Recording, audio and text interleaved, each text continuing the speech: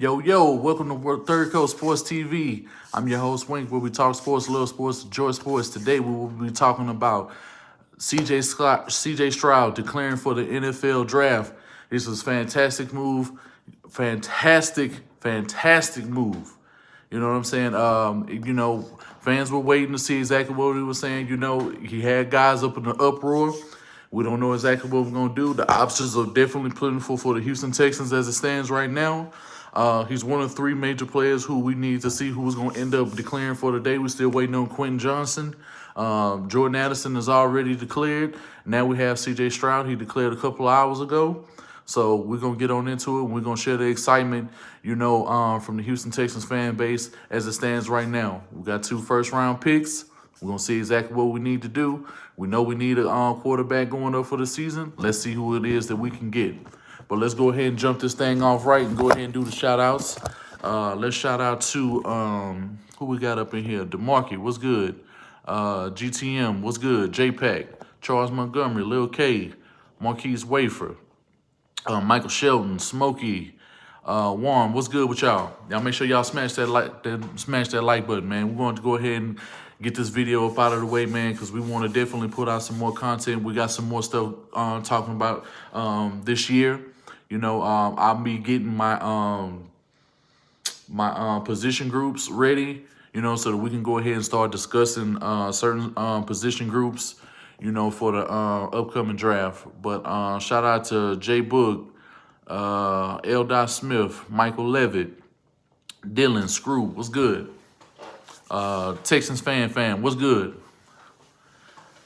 Man, y'all make sure y'all come in, y'all smash that like button, man. Y'all go ahead, y'all share y'all excitement and tell me how excited y'all are for this move. Who are y'all feeling? Y'all feeling Bryce more? Y'all feeling Stroud, or you just don't give a fuck?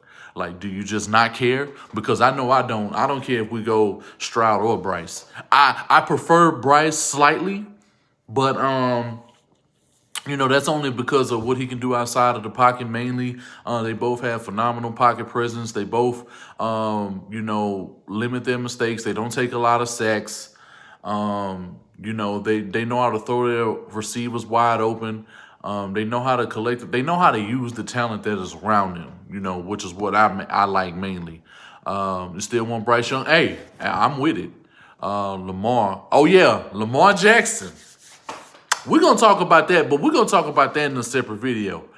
I want to, because matter of fact, as soon as this video, I'm going to make another live stream and we're going to talk about that situation. I am so glad you brought that up because we've been talking about that. We've been talking about that this morning. Y'all make sure y'all smash that like button though. I want to do that in something separate. One, both good. Personally, I prefer Stroud. Young size is a concern. It's not a concern because it's not a concern at all because Drew Brees, outside of Kyler Murray having a non-contact injuries, the smaller guys are lasting a hell of a lot longer than the bigger guys. The bigger guys are getting broke down in like 7 years or less. Like this dude's size ain't got nothing to do with it. I mean, you're going to be able to pack on muscle too. So like for everybody to sit here and talk all this size shit, like Russell Wilson been in the league 12 years now. Like he's 5'10", 5'11". Him and Bryce are about the same size. Bryce will be able to fill his body out a little bit more, and that's what you have nutritionists in the gym for. So his size ain't got nothing to do with it. He can do everything, and he been throwing over dudes at 6'5", 6'6", 6'7", while he was in college. And in terms of the height, that is not going to change for the NFL level. Dudes might be a little heavier, a little faster, but he'll be faster, he'll be heavier. If he can pack on an extra 15 pounds, then that's all you're going to need. Get him to 215, 220, you're good. I'm not concerned about his size at all because that means absolutely nothing in the NFL. After the Georgia game, I don't care. It's probably look real good. Bryce is bright. Yeah, I agree. Feel like Stroud fit better than Young. I mean, fit better in what way? I mean, they both can do the exact same thing. I mean, it's just that in terms of creating, consistently, we've seen Bryce do this, but we're well aware of what we've seen in the Georgia game. We saw what Stroud really showcased what he could do with his legs in a situation when the guys that he have around him started to go down, and he was able to put the team on his back and put himself in a position to win against one of the best teams, the best team in college football. Clarence, what's good?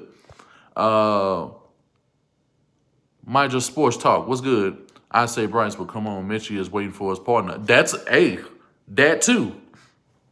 That too. We seen what Jamar Chase is doing with Joe Burrow right now. I mean, anytime that you pair up guys that they have, this, that, but next year I want Marvin Harrison Jr. It's a lot of guys that we're going to sit up here and we're going to talk about, because I'm not going to make this video go too long, because I really want to understand how the fan base is feeling for this move. How were you on your heels? Did you not figure, if he was going to come out? Do you think he was going to wait till the 5 o'clock deadline? Or do you think that the Houston Texans could very well put themselves in a situation where they overthink it and they don't take one of the top 2 guys in this draft? Because you got a lot of reports coming out and you have a lot of people, saying that like this draft for quarterbacks is not that good. And this is how I know, every time that they say that a quarterback class is not good, that quarterback class always be the best. They said that the 17 class wasn't good, you get Mahomes and you get Deshaun. If you're able to get anywhere between 2 to 3 viable quarterbacks and they become MVPs, have Super Bowl berths, all pros, or anything like that, it's a good draft class. 18 was a good draft class. 19 was a horrible draft class. 20 was a fantastic draft class, and 21 was a horrible draft. 2020 was a phenomenal draft class. 21 was a horrible draft class. Marvin Harrison is a must. We must possibly. Oh yeah, absolutely. And y'all make sure y'all smash that like button too, because we're gonna get in and all that, because we want to talk possibilities of weapons. We want to talk about how the team could be built, and I'm gonna end up coming up with another video, and we're gonna talk about Lamar Jackson, because he's not under contract. He did not accept any 5th-year option from the Ravens. So it's not going to be a situation where they're just going to be out here being able to trade this guy. So it's a lot of things that can end up coming into the equations for the Houston Texans. You're going to have to explore all options. And, we'll discuss that in another video. But Trill, what's good? Herb Gotti, what's good? You have so much that's going on. Brandon Cooks is going to be traded. If you can get 2/3, if you can find a way to get a second, because this draft is littered with premium NFL talent. And in the 3rd round, and I've been doing several mock drafts, which I will be posting probably today in a shorts video, because I already have a lot of them already done. So you guys can go ahead and see what my mind has been for this draft. And I may just end up making some other little shorts that you guys can see, just discussing what the needs of the Texans really will be and how they can attack this draft. You said we would love D'Amico. I want D'Amico more than anybody. Did you see what he did to the Seahawks? Did you see what they did to the Seahawks? Like, if D'Amico Ryans is not at the top of everybody's list, I don't know what the fuck y'all looking at. I love Ben Johnson too, because I like what he did with the Lions. I like what he's been doing with Amon-Ra St. Brown, Jared Goff. The little bit of time that they had with T.J. Hawkinson. I love what he did with the running backs when it comes to Jamal Williams and DeAndre Swift. They just have to find a way to really get Jameson Williams incorporated. I wasn't high on Jameson Williams, from the get-go. I never really liked Jameson Williams like that. I think he a one-trick pony. If you get the right quarterback, if you get the right scheme, and if you scheme him open, I think that he can be dangerous. But as it stands right now, I am not a big fan of Jameson Williams. I thought he was overrated coming out of the draft, and for obvious reasons. He begging to get the ball. He's not putting himself in a situation to even get the ball. So maybe he needs to work on his craft a little bit more, because a lot of things that he needs at the NFL level definitely have to be refined if he wants to be in the league over 5 years. I love D'Amico and my people. We need an offensive minded. Not necessarily. Because one thing that you got to forget, when it comes to D'Amico, do you know how many ties he has? He has Gary Kubiak ties. Gary Kubiak has one of the best coaching trees in the NFL right now. Bro, you got the Kyle Shanahan tree. He's already in the building with Kyle Shanahan. If he needs offensive help, he's coaching with the best offensive-minded coach besides Andy Reid in the NFL. And y'all make sure y'all hit that like button. We got 40 people up in here and we only got 24 likes. What are y'all, some fucking haters or something? I don't understand. Y'all want content, but then y'all don't want to help the content even further the process. I don't get it, bro. But Roman, what's good, bro? Yeah, Steichen is a good dude too. I'm not in on Jonathan Gannon like that. I think he's a decent coach, but he's personally not who I want. I want D'Amico. I'm all in on D'Amico. And it's not like it's a situation where they have to rush this right now. Go ahead and take your time. Interview everybody that you need. If you're going to need a second or a third interview, I can understand that because you have a lot of candidates. You don't want to waste anybody's time. It's an easy selling point for the Houston Texans. You get new jerseys. You potentially going to be getting a new stadium in the next 5 years. You're getting a new quarterback that's going to be able to change the franchise. You're going to be able to fulfill out the offensive line depth. We got money coming up in 2024, but we're going to have well over $100 million. We got two first-round picks in this draft and next year's draft. You have 12 picks this year. You're going to be able to actually make this team exactly what it is you want. And you already have a lot of great young talent that we just had in the 22 NFL draft. D-Love, what's good, bro? Roman, what's good? Yeah, bro, you're going to be wearing a V-neck soon. Like, don't be hating on the V-necks, bro. And if you're going to get a V-neck, make sure that it's Goodfellow from Target. If y'all know what the Goodfellow tees is, y'all already know what's up. Y'all already know what's good, bro. The best T-shirts in the land. But, in my opinion, we need a more offensive coach. This offensive play calling, bro. This is exactly why I just said what I just said. You get D'Amico, and you're still able to hire somebody from the Gary Kubiak. He could call Gary Kubiak up, and our problems are solved. Like, Gary Kubiak could very well. You got Andre Johnson in your pocket. You already played for the team with Cam. Like, bruh, like, it's way too many options out here for D'Amico to be able to have that. And you're going to be able to play this defense to the best ability that you can, especially when it comes to Petrie, Harris. Bro, he's going to take Harris to a whole nother level. He's going to take Stingley and Petrie to levels that we know that they can play at. You still got Tremont Smith. You still got Steven Nelson. You still got who else is there we got? Desmond King.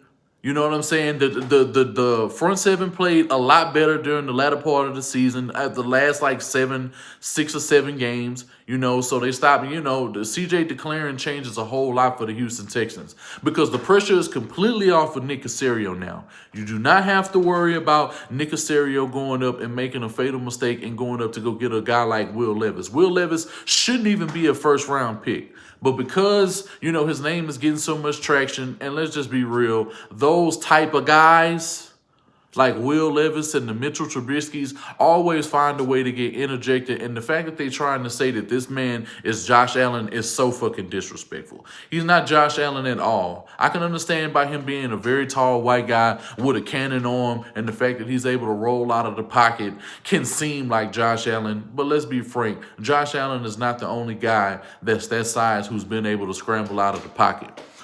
Jers Rue, what's good? Steichen is the guy. You know, hey, over here we team D'Amico. Point blank period. I mean, the other guys are cool, but like, you got to look at the conference. You got to look at the division he's doing it in. You have to look at the guys that he's beaten in the playoffs. Nobody has a harder road to the championship than D'Amico Ryans. And the fact that he's coming right out, and the fact that he's young, he's under 40. He's like my age. He's like 37 years old. He already has this defense, and he's already about to get ready to go to the NFC Championship at the NFC Championship at the least. I think the 49ers are on path to go to the Super Bowl and win it. I think regardless of who they face, the only tough task that I think that they really have if they go to the championship is if they play the Bengals. I think the Bengals are a very hard team. I think they match up very well with the Chiefs. You know what I'm saying? Because the Chiefs really don't have too many viable options. I understand they're able to stop the run, so I don't think Jerick McKinnon is going to be able to catch all of these balls and make all of these guys miss in the open field because Fred Warner is going to be all over them. I think they're going to scheme the hell out of that game. So I think if they would have played, it would be fantastic because Saleh just went against the Chiefs. They came back and they won against that game. And then you would be able to have D'Amico to come back, have an even better defense than Saleh did in 2020. And he comes to win the championship. He wins it all. If he does that, I don't understand how anybody can be saying that D'Amico Ryans is not the hire. It just don't make, to me, it don't even compute. I don't know how anybody could say that D'Amico Ryans is not the guy when he does all of that. Like, it's nothing that Steichen can do. It's nothing that Ben Johnson can do. It's nothing that Gannon can do. It's nothing that any of these guys can do because he's going to have to play the Eagles. He's going to have to play. The Eagles are the number 1 seed in the league. The 49ers are the number 2 seed. They will still potentially have to knock Tom Brady or the Cowboys out. I personally believe that Tom Brady is going to win this game in spectacular fashion tonight. So you still, the Giants are a problem. You know what I'm saying? So it's a lot of teams within the NFC playoffs, you know, that can end up making a run. And I think the overall best team in the NFC right now is the San Francisco 49ers. And it's not even a debate. I think if the Lions would have been able to make it, they would have been the scariest team in the playoffs. Let's get some, bro. It's not that. The defense will be great, but the offense suffers greatly, bro. This is why I just explained it. He has the root to every single offensive genius in the league. He has contacts with Gary Kubiak, and he has contacts with Kyle Shanahan. That's an easy fix. You can get Lubbock. I forget his name. Is Lubbock or something like that? Bruh, dude is a fucking freak. Dude is a freak on offense. So that's what I'm saying. Like, it's not as complicated as y'all think it's going to be. Plus, he already has Alabama ties because he played for Alabama.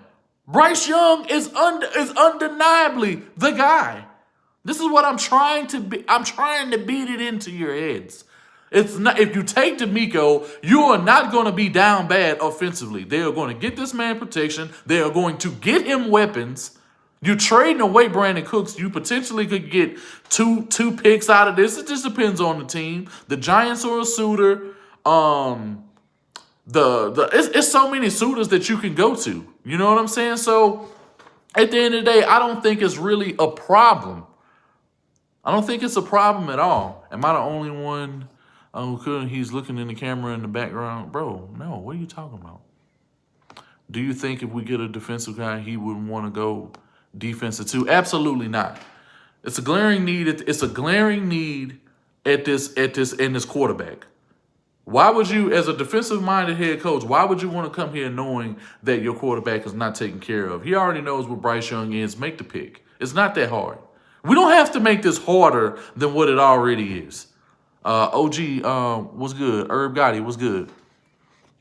You got Mechie. Read my second to last comment. You saying all that about the man while you're literally wearing a shirt. Bro, stop, bro. No, this is Levi, nigga, not Levis. Bro, just cut it out, bro. Cut it out, bro. Cut it out. Don't get with all of the slanders. We're not doing all of that, this man, because I'm probably gonna end up doing this video for probably another 7 minutes. But I want to talk specifically, how do y'all feel about Stroud coming out? How do y'all feel about Stroud coming out? Because I think not only it puts the Colts in a situation where they can be able to move up probably a spot, or, you know, they can be able to get their guy. It changes the draft, like, in so many different ways. You know what I'm saying? So, you know, it's crazy that Spitz is just now finding out that CJ declared. Like, we've been talking about this all morning, and he's just now finding out that they declared. Like, this crazy. D'Amico would be crazy to go defense at number 2. He going quarterback. Yeah. Either way, you good, Mudbone. You can't go wrong either way. Because I feel like this. Okay, if you don't, we're going to end up having 2 number 1. We're going to have 2 first-round picks next year. You're already going to get rid of Brandon Cooks. You could very well get a guy like Kayshon Boutte this year in the second. You got A.T. Perry. You got Nathaniel Dale. You've got Quentin Johnson hasn't declared yet. You know what I'm saying? So they could very well want to go some bigger receivers, and some speedy guys, and go out and go get Marvin Harrison Jr. next year. If you can find a way to do that, either that or you trade your number 1 overall pick. Not the number 1 overall pick. You trade a first rounder and potentially a third and a fourth, and you go get Justin Jefferson from the Vikings. What else are we talking about here? You still going to have Mitchie. You still going to have Jordan Akins, who has been playing absolutely great. You got Quentin Tarantino's, who has been able, to come in. And when they have used him, he's been able to make some plays in the red zone, inside and outside of the hash marks. I like his talent. Give him a chance. I don't know what we're going to do with O.J. Howard. I don't think he's going to be on this team. And you still have a situation where the Saints are trying to talk about getting rid of Michael Thomas. You have entirely too many options. You got Josh Downs coming up. You got Kayshon Boutte coming up. Jordan Addison. You got Jackson and Jigma. I'm not a fan, but, he's an option. You know what I'm saying? So you have too many things that you are able to do in this draft. But the first order of business is taking a quarterback. Anybody saying that we doing anything other than that, you're smoking drugs, bro. I'm relieved. Yeah, I am too. Exactly, man. Because honestly, I believe if somehow you get jumped, AR-15 has to be the pick. If AR-15, but not at 3 or 5 if we were to move back or something like that. Because I believe if they would have got jumped for Bryce and CJ wouldn't have declared, I say you either move back probably a couple more spots, build your draft up, and you just build this draft up, and you can still take a guy like AR-15 or Hendon Hooker. You could take Hendon Hooker in the 2nd round, and you still had a lot of options. What's the play at 12? I would love someone on the D-line. If Brian Brzee is there, you take him. If you're going to have Trenton Simpson, bro. Trenton Simpson is the best linebacker in this draft, bro.